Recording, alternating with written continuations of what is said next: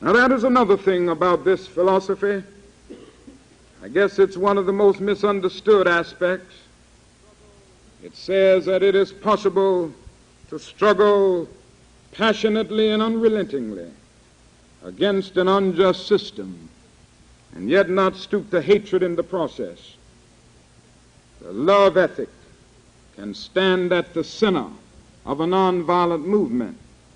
And people always ask me, what in the world do you mean by this? How can you love people who are bombing your home and people who are threatening your children and people who are using violence against your every move? I guess they have a point. I'm not talking about emotional bosh at this point. It is nonsense to urge oppressed people to love their violent oppressor in an affectionate sense. This isn't what we're talking about. Fortunately, the Greek language comes to our aid in trying to discover the meaning of love in this context. There are three words in the Greek language for love. One is the word eros. Eros is a sort of aesthetic love. Plato used to talk about it a great deal in his dialogues, a yearning of the soul for the realm of the divine. It has come to us to be a sort of romantic love, and so in this sense we've all read about Eros and the beauties of literature. In a sense, Edgar Allan Poe was talking about Eros when he talked about his beautiful Annabel Lee with the love surrounded by the halo of eternity. In a sense, Shakespeare was talking about Eros when he said, love is not love which alters when it alteration finds, or bends with the remover to remove. It is an ever fixed mark that looks on tempest and is never shaken. It is a star to every wandering bark. You know, I can remember that because I used to quote it to my wife when we were courting. That's Eros. Then that is phileo. The Greek language talks about this kind of reciprocal love, a sort of a love that develops out of the fact that you like the person. You love because you are loved. This is friendship. That is another word in the Greek language. It is the word agape. Agape is more than friendship. Agape is more than aesthetic, a romantic love. Agape is understanding, creative, redemptive goodwill for all men. It is an overflowing love that seeks nothing in return. Theologians would say that it is the love of God operating in the human heart. And when one rises to love on this level, he loves every man, not because he likes him, but because God loves him. And he rises to the level of loving the person who does the evil deed while hating the deed that the person does. And I think this is the kind of love that can guide us through the days and weeks and years ahead. This is the kind of love that can help us achieve and create the beloved community. I think this is what Jesus meant when he said, love your enemies, and I'm so happy he didn't say like your enemies. It's pretty difficult to like some people. Like is an affectionate. It has sentimental qualities, and frankly, it's difficult to like, I find it very difficult to like Senator Thurman and Senator Eastland and the things they are doing on this civil rights issue and the way they are voting. I really don't like it. But Jesus says love them, and love is greater than like. Love is understanding, creative, redemptive goodwill for all men. And I seriously say that I think this can stand at the center of the nonviolent movement and help bring about the new America, the great America. And so, as Dr. Oxnam said earlier, we can stand before our most violent opponents and say in substance, we will match your capacity to inflict suffering by our capacity to endure suffering. We will meet your physical force with soul force. Do to us what you will, and we will still love you. We cannot in all good conscience obey your unjust laws because non-cooperation with evil is as much a moral obligation as is cooperation with good. And so throw us in jail and we will still love you. Bomb our homes and threaten our children, and as difficult as it is, we will still love you. send your hooded perpetrators of violence into our communities at the midnight hours and beat us and drag us out on some wayside road and leave us half dead. And as difficult as it is, we will still love you. But be ye assured that we will wear you down by our capacity to suffer, and one day we will win our freedom. We will so appeal to your heart and your conscience that we will win you in the process, and our victory will be a double victory. This is a nonviolent message, and it is this message, it is this approach, it is this method that has been used all across the country. Students by the thousands have taken our deep groans and passionate yearnings for freedom and filtered them in their own souls and fashioned them into a creative protest, which is an epic known all over our nation. And as a result of that disciplined, dignified, determined, courageous, yet nonviolent efforts, they have been able to bring about integration at lunch counters in more than 350 cities in the South. And things are still happening as a result of the nonviolent movement. And so this method will help the individuals who use it go into the new age which is emerging with the right attitude. It will help every Negro as he struggles to realize that he must struggle with all his might for first-class citizenship, that he must not use second-class methods to gain it.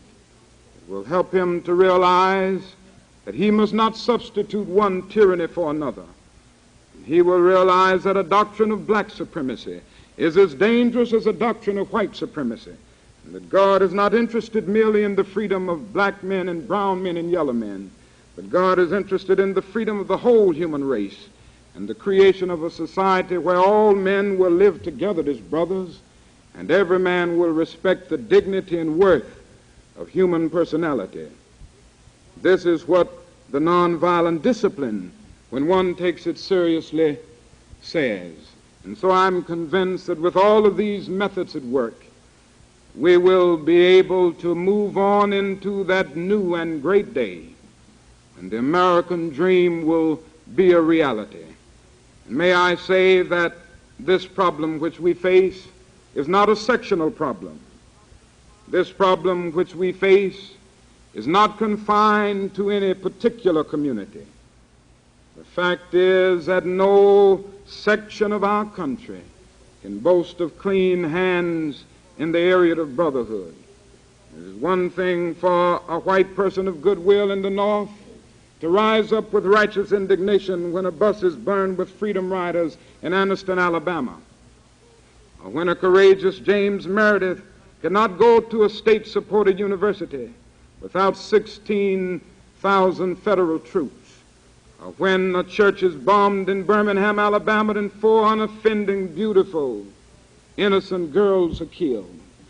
But it is also necessary for a white person of goodwill to rise up with as much righteous indignation when a Negro cannot live in his neighborhood, or when a Negro cannot get a job in his particular firm, when a Negro cannot join his professional society, his fraternity, or her sorority. If this problem is to be solved, there must be something of a divine discontent. There are certain words in every academic discipline that soon become stereotypes and cliches.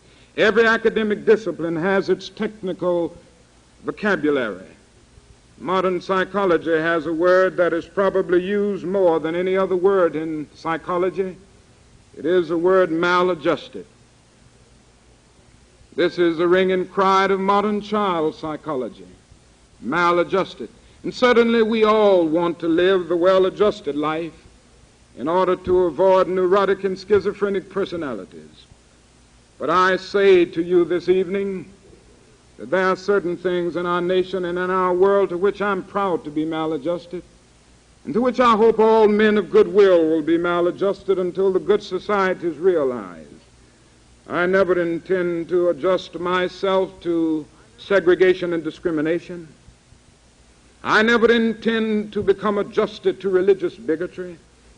I never intend to adjust myself to economic conditions that will take necessities from the many to give luxuries to the few. I never intend to adjust myself to the madness of militarism and the self-defeating effects of physical violence. But in a day when Sputniks and explorers are dashing through outer space and guided ballistic missiles are carving highways of death through the stratosphere, no nation can win a war. It is no longer a choice between violence and nonviolence. It is either nonviolence or non-existence. And the alternative to disarmament, the alternative to suspension of nuclear tests, the alternative to strengthening the United Nations and thereby disarming the whole world may well be a civilization plunged into the abyss of annihilation. And this is why I welcome the recent test ban treaty. Indeed, that is need for a new organization in our world, the International Association for the Advancement of Creative Maladjustment, men and women who will be maladjusted. Maladjusted as a prophet Amos, who in the midst of the injustices of his day could cry out in words that echo across the centuries, "Let justice roll down like waters and righteousness like a mighty stream." As maladjusted as Abraham Lincoln, who had the vision to see that this nation could not survive half slave and half free. As maladjusted as Thomas Jefferson, who in the words that I quoted earlier could cry out, "All men are created equal." As maladjusted as Jesus of Nazareth, who could say to his followers, "Love your enemies, bless them that curse you, pray for them that despitefully use you." And through such maladjustment, we will be able to emerge from the bleak and desolate midnight of man's inhumanity to man into the bright and glittering daybreak of freedom and justice. And I am still convinced that this day can and this day will come. Before the victory for brotherhood is won, some more will get scarred up a bit. Some more will be thrown into jail. Before the victory is won, maybe some more, like a courageous Medgar Evers, will have to face physical death. But if physical death is the price that some must pay to free their children and their white brothers from a permanent death of the spirit, then nothing can be more redemptive. Before the victory is won, some will have to suffer and sacrifice and spend restless nights. But I am convinced that it can be won. And I'm convinced of that because Carlyle is right. No lie can live forever. I'm convinced of that because that is something in this universe which justifies William Cullen Bryant in saying, "Truth-crushed earth will rise again." I'm convinced of that because that is something in this universe that justifies James Russell Lowell in saying, "Truth forever on the scaffold, wrong forever on the throne. Yet that scaffold sways the future, and behind the dim unknown standeth God within the shadow, keeping watch above his own." With this faith, we will be able to move into this new day.